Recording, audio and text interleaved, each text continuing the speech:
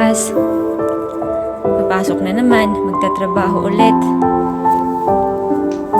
Alam mo yung feeling na hindi ka naman pagod sa trabaho, kundi pagod ka dahil sa katrabaho mo. Yung pilit kang pinapaamin sa mga bagay na hindi mo naman ginawa or gawain. Dahil alam mo hindi ka naman ganun.